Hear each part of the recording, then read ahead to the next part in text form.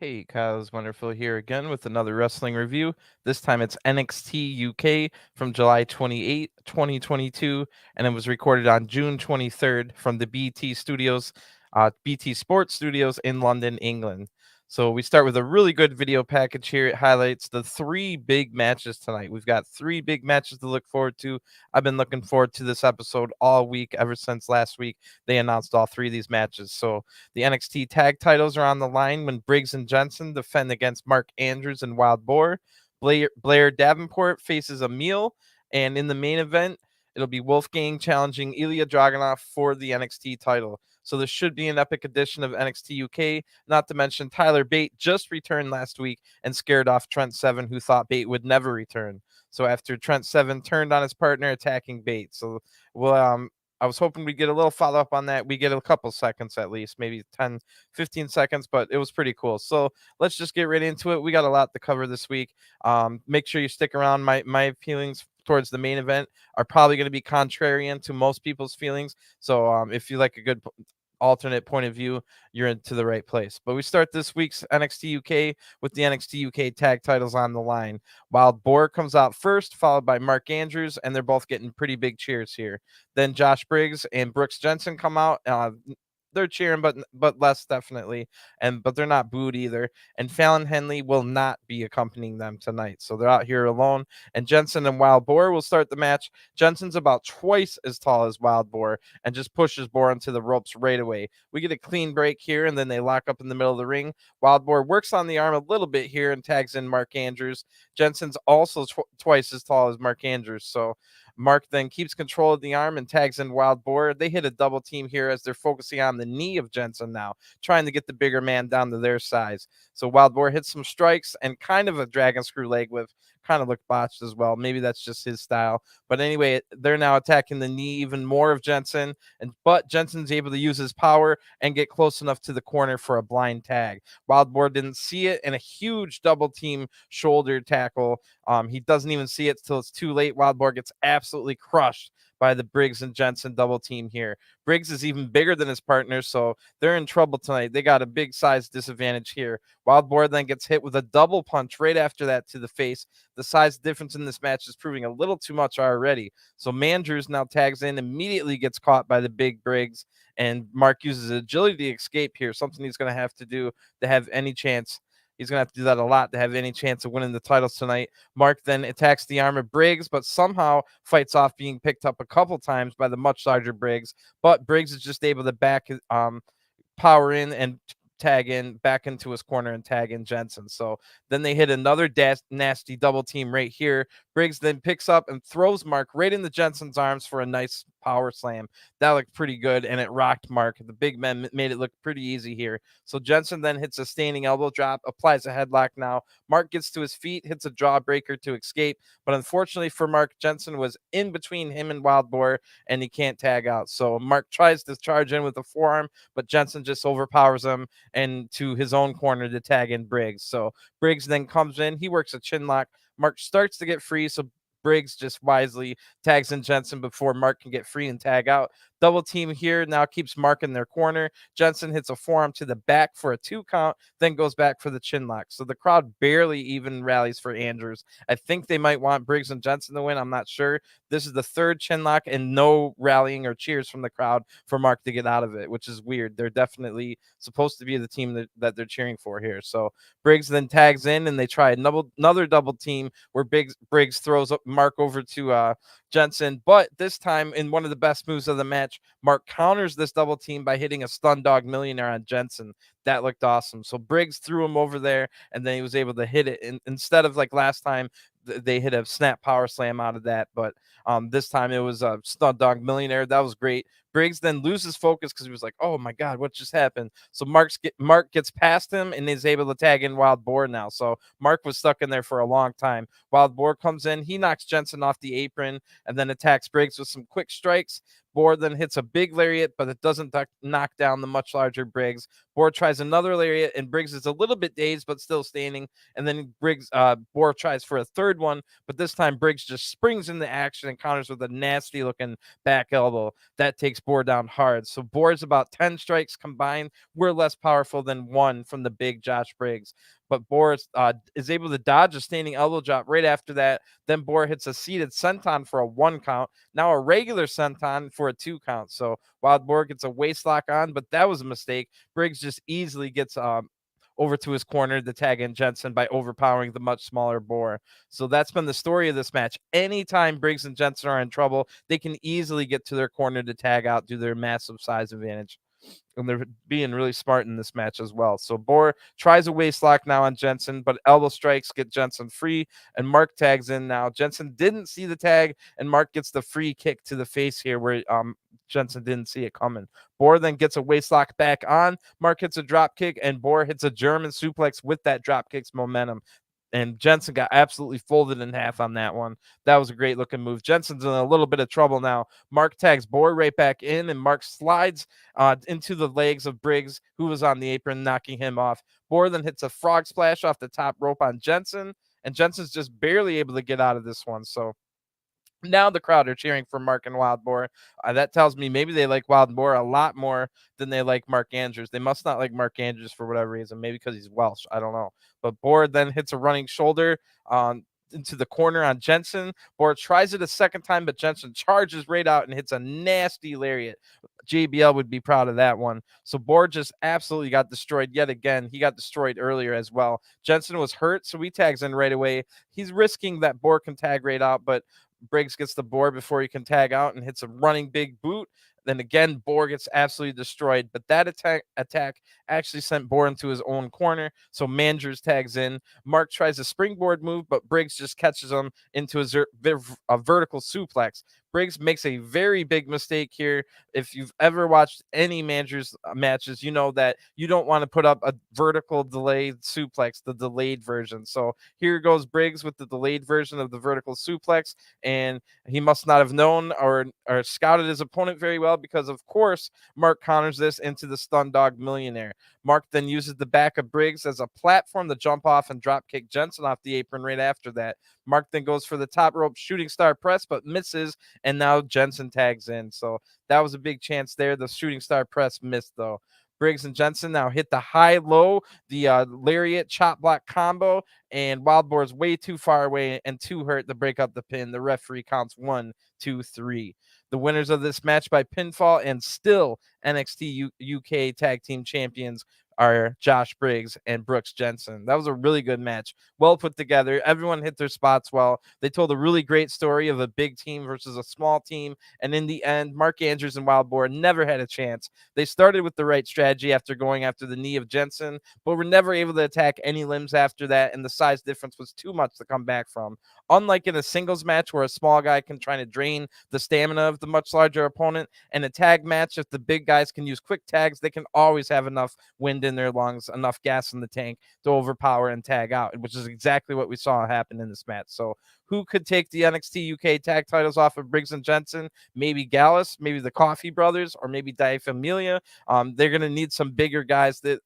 Those two small guys wasn't going to work against Briggs and Jensen. They're going to need at least one big guy on their team. So Briggs and Jensen celebrate their second successful title defense, having already beaten former champions Pretty Deadly in America on NXT 2.0. So Briggs and Jensen tip their caps. Even though they're not wearing caps, they tip them to Mandrews and Wild Boar as a sign of respect.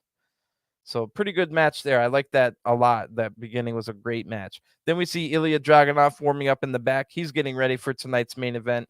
And then after that, we see footage from last week. It was right after NXT UK ended last week, right after Tyler Bate returned. So Tyler Bate's now in the back, and he's trying to process everything that just happened. But then he notices he's being filmed, and Tyler rushes over the camera all angry, and he says, "Trent, this is a message for you. You broke my heart, man. I loved you like a brother, but you can't run away forever. I'm coming for you." And then Tyler shoves the cameraman over and leaves. So it looks like Tyler has gotten into the anger stage of his grief, and Trent Seven will be scared out of his mind to ever step foot in the building again. So I'm assuming at some point they're going to have to summon him for a match or something. Maybe even next match that Trent Seven has, he doesn't even show up for it or something along those lines. So it should be interesting to see where that one goes. That's all we get this week, but I'm sure we'll get more next week. After an ad break now, we see earlier this week there was a press conference, and it was held between with Meiko Satomura and Sarray. So this is ahead of their next week. They will have an NXT UK women's title match, and awesome. I was already looking forward to this match, but having a little press conference here is going to make that even better. So Meiko and Sarray are standing at a podium. Sid is standing behind them. And then Sarray says in Japanese, Mrs. Satomura is recognized by everyone in Japan and around the world, but I'm not going to stay down forever. Next week, I will definitely be the NXT UK champion. The sun will rise for me and set for Meiko. So Meiko says, everyone tries to beat me, but no one can beat me. Sarray has the ability to challenge me, but I will remain the strongest until someone beats me. So then Sid wants them to take photos. So Sarray poses with a big smile, and she's holding her necklace, trying to look cute. But Meiko is staring at Sarray and gives her a dirty look. Sarray gets the message right away. Sarray puts a mean face on, turns over with a fighting stance with the arms up, and then takes the photo like that. This match is going to be awesome. I like that little bit of senpai Meiko teaching Sarray a lesson here. It wasn't supposed to be cute pictures. You're supposed to be getting ready for a fight here. So I like that. That made me laugh out loud.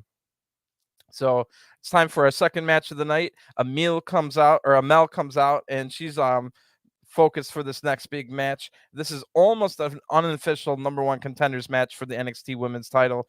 The winner probably will be getting a title shot against either Sarray or Meiko, whoever wins that match next week. So Blair Davenport is her opponent. She comes out next with pretty cool entrance gear. The crowd does not like Blair whatsoever, but I'll be rooting for Blair, though. She's great.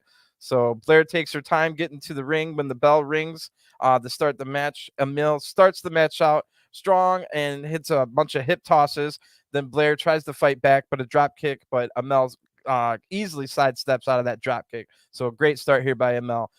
Then she tries to surprise Blair with an early pin, but only gets a 2 count. So good start. She's showing that Amel's showing that she wants to get the win and the title shot. That's much more important to her than beating up Blair. So that's a good strategy. Pain and injuries don't last forever, but wins do.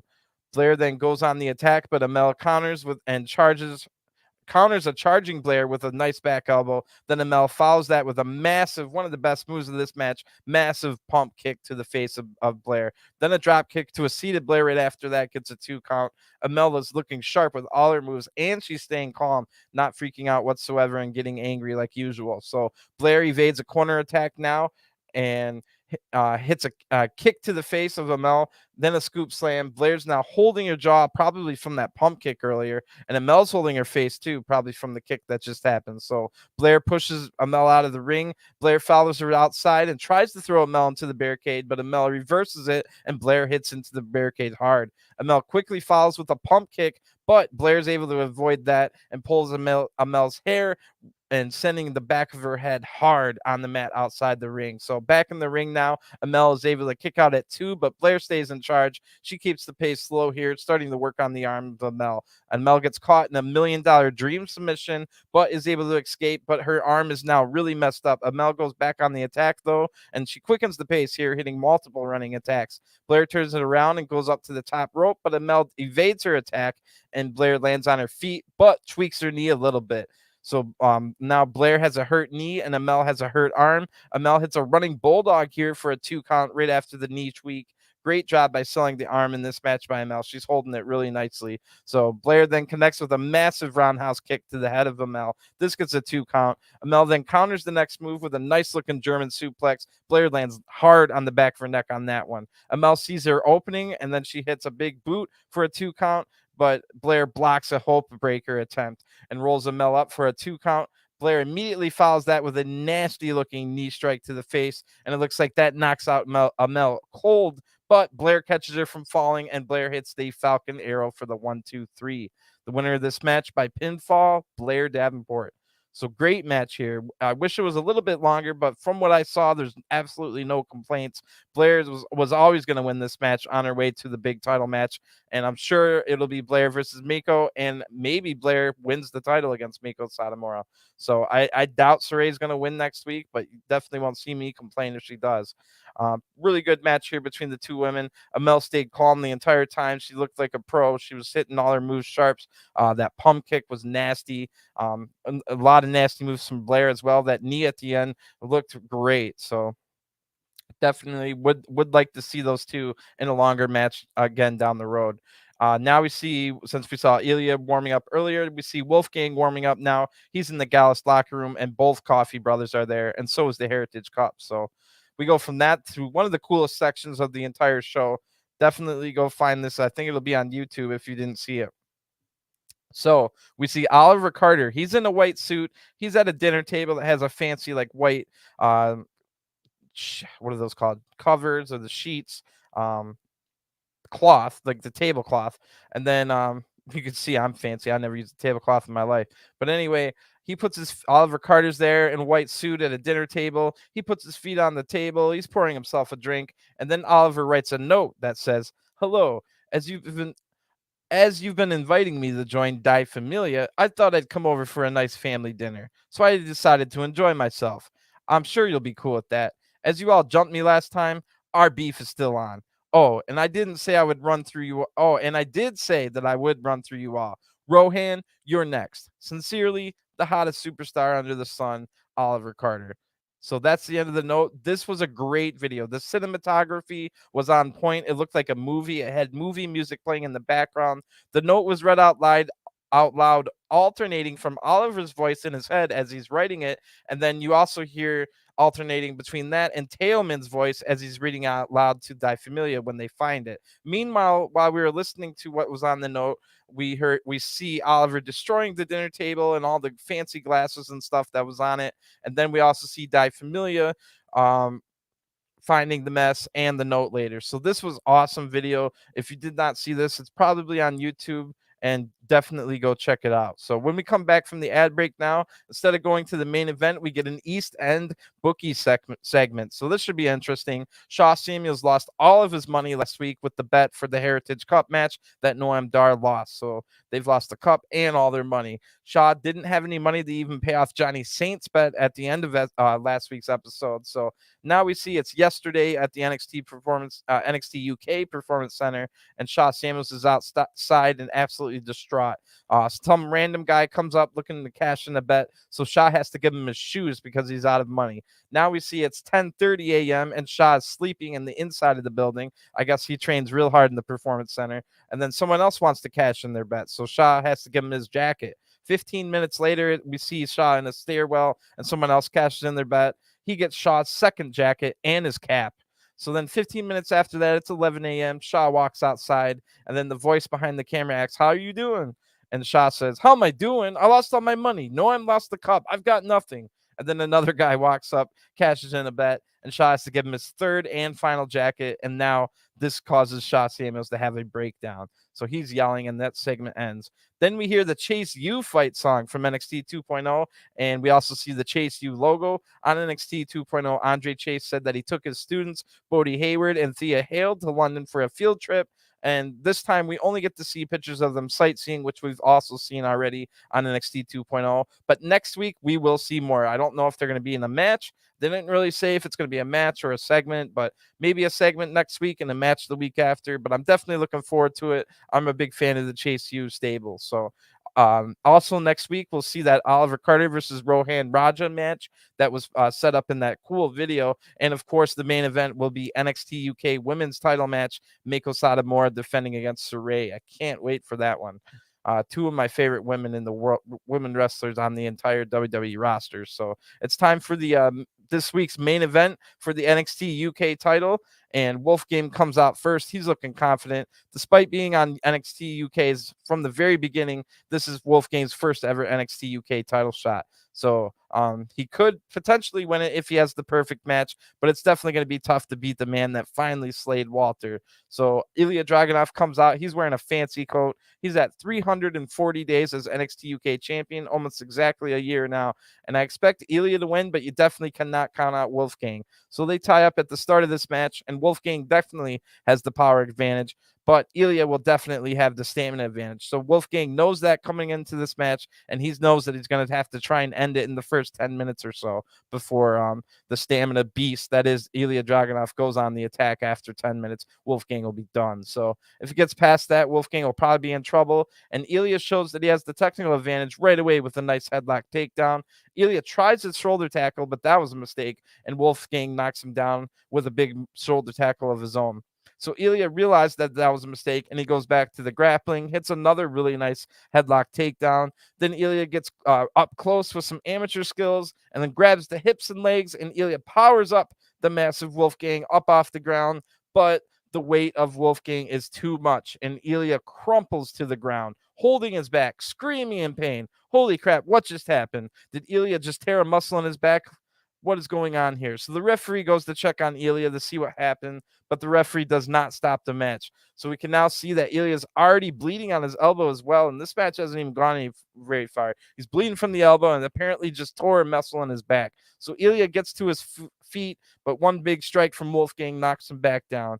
Ilja then gets a boot up the counter a charging Wolfgang, but Ilja gets another kick to the face and is holding his back still. So Wolfgang catches a running knee strike and then slams Ilja back first into the turnbuckle. The referee now has to go check on Ilja again, but again, the match does not stop. So Wolfgang applies a modified camel clutch now as the crowd rallies behind Ilja.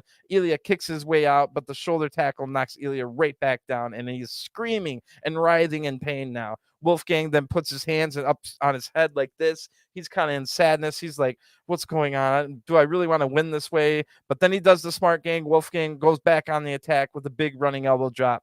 Ilja kicks out of this, but even the kickouts now are hurting Ilja because his back is so hurt. So Wolfgang looks a little bit upset. He might not want his big moment to be under these kind of circumstances, but Wolfgang stays on the attack, kicking the back now. Ilja fights back, though, with some massive looking forearms.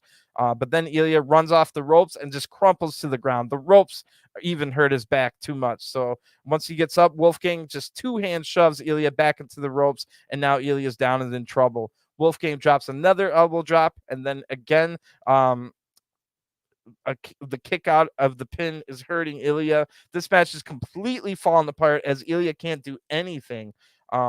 Wolfgang has already seen that if he doesn't attack, Ilja can strike him hard. So Wolfgang stays on the attack. Ilja's firing back with some spinning back chops, but Wolfgang now has the speed and agility advantage along with the power advantage that he started with. So the hurt back of Ilja gave Wolfgang the speed and agility advantage. Ilja then gets Wolfgang to the ground and connects with the jumping knee that he was looking for earlier. But now Ilja is holding his ankle on the landing. So it's all falling apart here for the champion.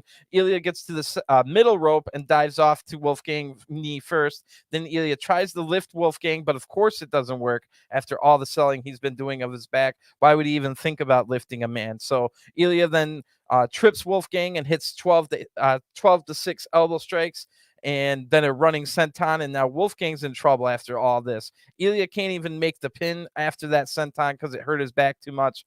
And now Ilja hits 3 lariats, but one big lariat from Wolfgang right after almost wins Wolfgang the title here. So Wolfgang lifts Ilja up on his shoulders and hits a modified backbreaker kick type thing. Probably would have been better off with just a backbreaker because the kick looked a little weak. Ilja's able to kick out of this, but can't even get up off the ground. So Wolfgang pulls him up. Ilja tries for a takedown, but it's blocked. Then Ilja successfully gets a roll up. That worked, but Wolfgang kicks out. Now Ilja hits a big strike to the face of Wolfgang. Wolfgang's just barely able to kick up, but now Wolfgang is having trouble getting up as well. Ilja goes up to the top rope. He hits a big senton, but of course that was a mistake. Ilja's screaming. He's in pain. He can't even get up. So Wolfgang's also down now. Wolfgang counters eventually a torpedo attempt from Ilja. Wolfgang counters that with a massive European uppercut. Then Wolfgang hits his finisher, but Ilja finds his heart the kick out of this. Wolfgang cannot believe it. He goes up to the top rope. Wolfgang drags Ilja up there with him, but Ilja fights him off with massive strikes. Wolfgang just throws Ilja off, and then Wolfgang slumps to the apron. Now Wolfgang's looking for his buckshot spear, but Wolfgang flips over the ropes looking for the spear, and Ilja counters it with a massive knee strike to the face. Then Ilja lifts Wolfgang up and slams him down. Ilja's screaming in pain, but then hits the torpedo for the 1, 2, 3. The winner of this match by pinfall and still NXT UK champion, Ilja Dragunov. So wow, what did I just witness here? It was a pretty good match. I definitely would have preferred just a regular match. So unless the back injury was real, I don't understand the story they're trying to tell here. They want us to think that Ilja is so wild and courageous and all that for doing all that with a massive back injury, but in reality, it just looked like Wolfgang couldn't even beat a man who couldn't stand for the entire match. I get that Ilja was always going to beat Wolfgang, like in a straight up match, so Wolfgang was never going to win unless he cheated or something like that. But this just makes this whole story they told us makes Wolfgang look super weak. Come on. I hated this match, to be honest. Like the action in it was all right, but I hated the story they were trying to tell us. So I was really, really looking forward to this main event all week. Thankfully, the first 2 matches delivered because I was looking forward to all 3 matches this week. But this match, in my opinion, sucked. This match sucked. The story they were telling was ridiculous. It makes no sense that Ilja is going to be screaming in that much pain and writhing in that much pain and can't even get to his feet. But later on, he can just lift the guy and do all this other stuff and just beats Wolfgang. Like it came off as the number one thing I never want a wrestling match to look like. It came off as fake. Big old capital letters, FAKE, fake. And I hated this match. I hated it. It just made me think I was watching some fake thing the whole time. And I know what I'm always watching is fixed. The wrestlers like to use the word fixed, and then they make it look like real all the way throughout, and it's just fixed in the ending. But this was ridiculous. I get the story that they're trying to tell, but I'm just not buying it. If he was that Ilja, I guess the problem was Ilja did too good of a job selling.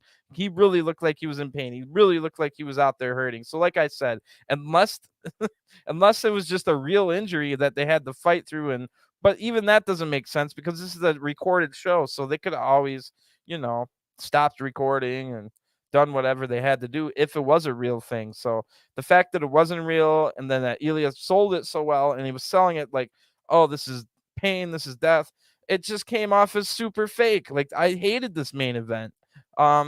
What was the point of Wolfgang even being in this match if he can't beat a man that can't even stand 1 minute into the match? Like, what's the point of us ever thinking Wolfgang can win a match ever again? And I get it. Ilja Dragunov's this untouchable beast, the guy that beat Walter and all that stuff, but he couldn't even stand. He couldn't even stand.